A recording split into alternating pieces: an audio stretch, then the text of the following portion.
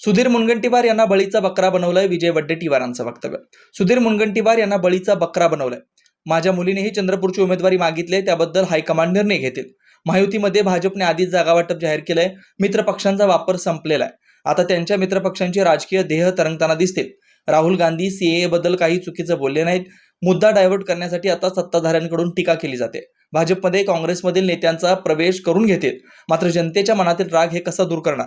राहुल गांधी यांची शिवाजी पार्क इथली सभा ऐतिहासिक होणार आहे.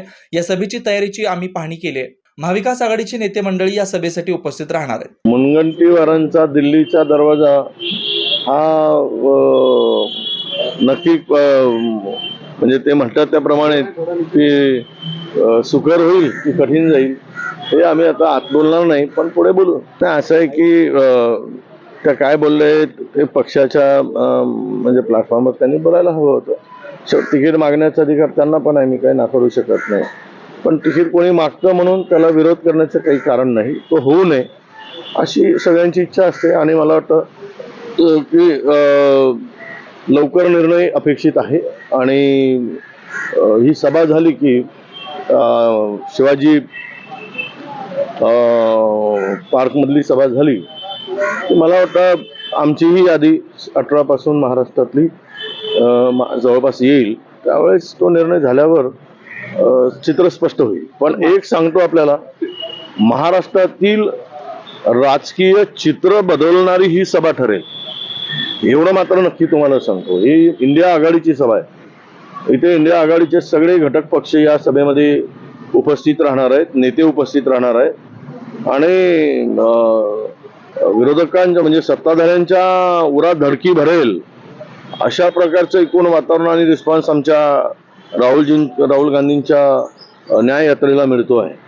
तर त्यामुळे मला विश्वास आहे की एकूण काय सर्वे बिर्वे जे येत आहेत इथे या त्रिकुटांनी जे काही राज्य खड्ड्यात घालण्याचं पाप केलेलं आहे आणि ज्या भ्रष्टाचाराने पूर्णतः महाराष्ट्र धुवून साफ केलेला आहे.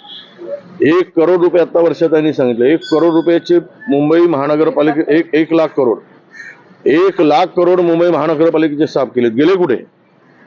मर्जीतील लोकांना किमती वाढवून एक टेंडरची कास्ट जर 400 कोटी असेल तर ती कास्ट 6 महिन्यांनी 1200 कोटीची होते कशी?